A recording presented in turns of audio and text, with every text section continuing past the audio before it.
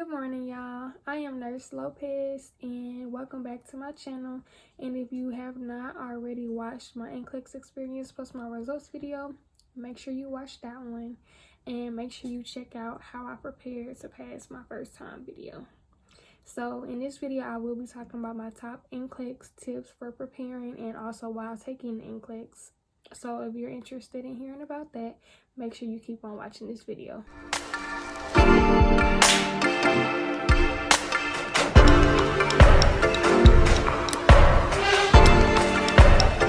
My first tip I want to start off with is applying for your board of nursing application and Pearson VUE as early as you can. I say this because those are the two things that talk to each other, basically saying that they got all they need, and that now they're gonna send you your ATT letter so you can sit or choose a date to sit for your test. So the earlier that is done, the less delay you have on picking your test. So the earlier you can take your test. My next tip is regarding basically uses of motivation. Like, find what motivates you. Not only did I follow, if you have a Facebook, find NCLEX pages. Like, I think I followed or added a UWorld NCLEX page and then just a regular NCLEX 2020 page.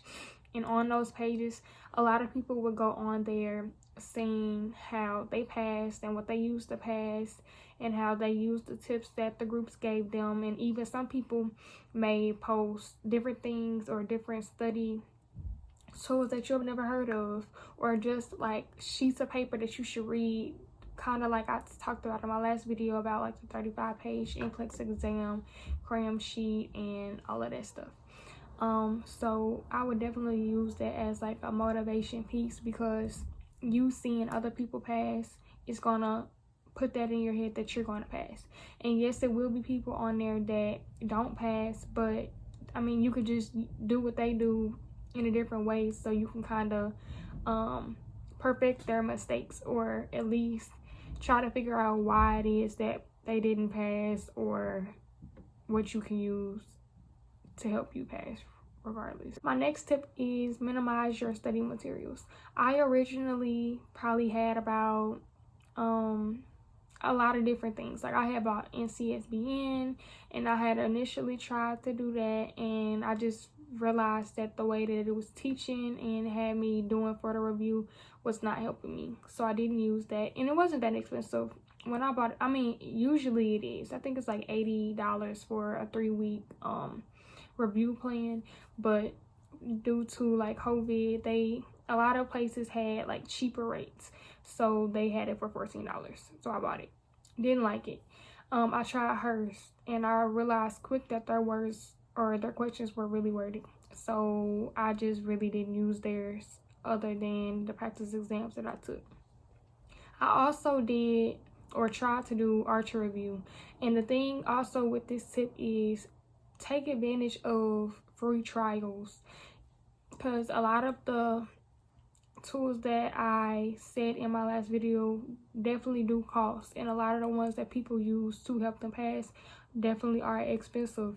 So it just depends on who you are. But before you buy UWorld, do the trial I believe that they have, or before you use hers, I think they also have a trial. Try it out to see if that's what you want to use to help you study for NCLEX. But don't use over like 4 or 5 things. I did talk about how I used the NCLEX prep book for a practice exam, UWorld for their practice exam, UWorld just for the questions, and Hearst in my last video along with Marquet. And it seems like a lot, but really it isn't, because Hearst, I only did 1 test a week from them just as a way for me to see more questions. UWorld was what I used on a daily. Marquet is what I used sometimes when I felt like I needed a tip or trick regarding learning certain information. And yeah, so just minimize like your materials, because a lot of tools won't align. Like, the information won't all be the same. So yeah, stick to the minimum. Also, the next tip is taking breaks. I personally did not take a lot of breaks, but even in nursing school, I didn't take a lot of breaks until it got closer to the end of my nursing school journey in general. Then I started taking breaks all the time. But with studying for NCLEX, take breaks because breaks prevent burnout. I was burnt out 3 weeks before my test, as if you watched my NCLEX experience video. So I was sick of studying before then because it probably had already been a whole month, and now I had to wait another 3 weeks to study to take my test. And I would have chosen an earlier date, but because of COVID, I did not have the option. Like, I was lucky to even find that date. So along with applying for your board of nursing in Pearson VUE, also choose an early date. I mean, like, choose it based on if you feel like you'll be ready in that time, but don't go past, I would suggest not to go past a month. I wish I wouldn't have, and wish I would have been able to take my test before, but I mean, it was my time. That was the date that God wanted me to take, so I took it. Another tip is don't limit yourself to the number of questions on NCLEX. So you know that on a regular NCLEX, it is 75 questions to 265.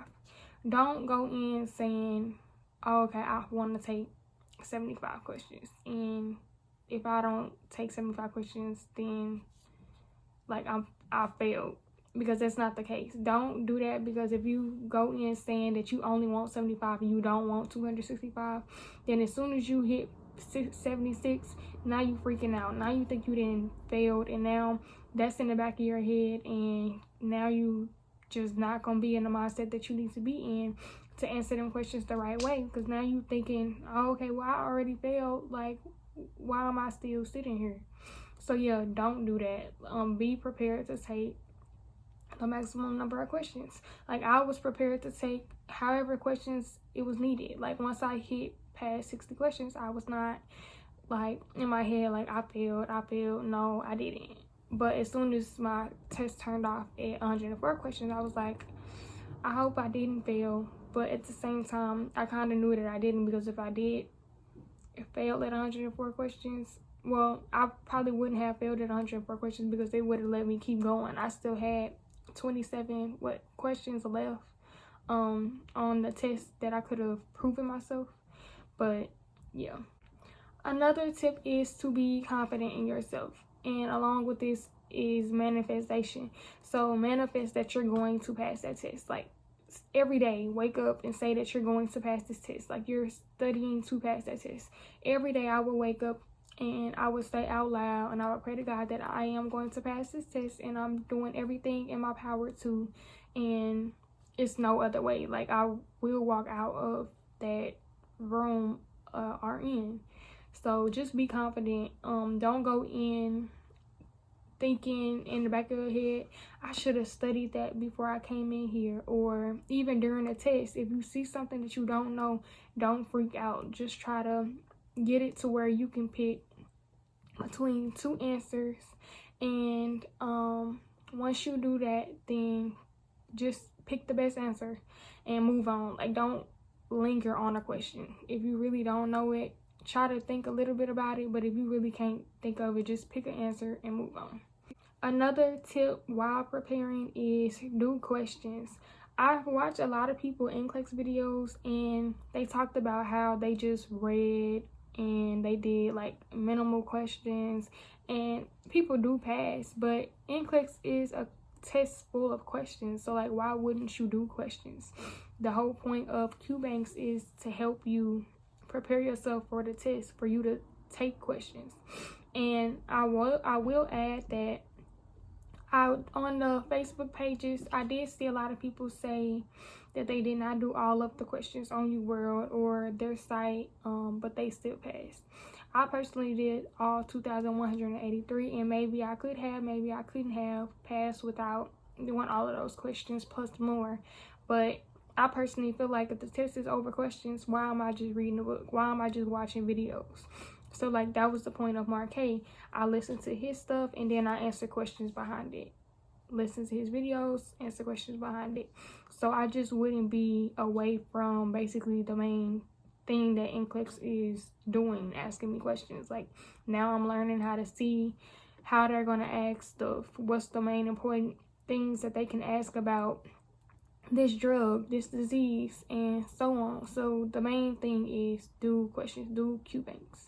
Also, know the PVT trick. My mama, she just knew that I didn't know what I was talking about, that she knew what she was talking about, because I guess when she was taking her NCLEX and stuff, that they didn't have to add in the card information at the end, and she taught her students not to add like cards, I guess, because it'll recharge it.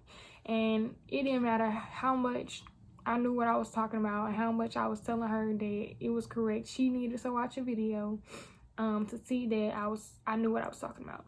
So it is videos on YouTube that explains the PVT trick, but basically it's a way that you can like lessen your anxiety after taking NCLEX by seeing if maybe you passed and maybe you didn't. And it allows you to kind of act like you resetting up, like to schedule another testing session, but at the end you put in, when it asks about your car, you put in the wrong CVV code or the expiration date. And again, it's videos all on YouTube about it. Just look it up and they'll be able to help you. The next tip that I will be talking about is learning and retaining the information versus memorizing. So I know a lot of us just memorize the information in nursing school rather than actually learning it and retaining it. But now we down to the last test that we got to take, or at least the last test before we go back to school or anything, and we need to actually know what we're talking about. We need to actually know the diseases, the procedures, the teaching, the things that we shouldn't and shouldn't do. So make sure you actually are learning. And the next tip is about the best way to learn from your questions, which is rationales. UWorld personally has great rationales. They are really like thick in information, and even for the questions that you get right, I would suggest you at least skim over them, because not all of the information in it is about that specific topic. It may have like answer choice A could be about cystic fibrosis, answer choice B about Hirschsprung's disease, C about pyloric stenosis, but the actual question was about a whole different enteric like disorder. And now you're reading those answer choices and they're telling you a little bit about those individual diseases, and you needed to know that. And to kind of relearn that information just for the sake of it. So it's good to at least skim over it. I personally didn't always read the questions that I got right, because I was burnt out. Like, I just didn't feel like it at the end. But in the beginning, I did do that, and I felt like it was very helpful. That was where a lot of my information that I learned came from, was the rationales. So yeah. My next tip is, and it's gonna sound really stupid, but read the question. Like, reread the question if you need to. Read it 10 times if you need to. On my NCLEX personally, and even just in studying, sometimes I would have to read a question 10 times before I could even think about answering a question.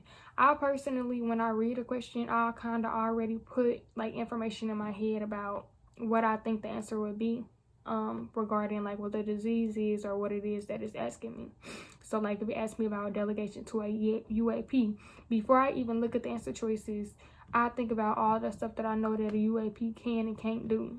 So then when I look at the answer choices, it's easier for me to pick between the answer choices, which one they can and can't do, depending on what the question is asking me. But on NCLEX, sometimes, I don't know, I think it was because I was so nervous, I would have to sit there and read the question 10 times before I even know what it's asking me, and enough for me to go and move on to looking at the answer choices. So yeah, just read the question as many times as you need to, because if you miss what it's asking, then you didn't miss the whole question. So yeah. So I do think that that was all of my tips that I mentioned, and I do hope that something from this video was helpful for you. At least one thing, if not all of the things. But if you have any individual questions that I may be able to help you with, then put them in the comment box, or my Instagram name will be at the end of this video. You can also DM me on there if you would like to. So I hope that I did help you even just a little bit, but thank you again for watching this video, and don't forget to like, share, and subscribe to my channel if you do like this video and my past videos. So yeah, I will catch y'all in my next video. Bye y'all.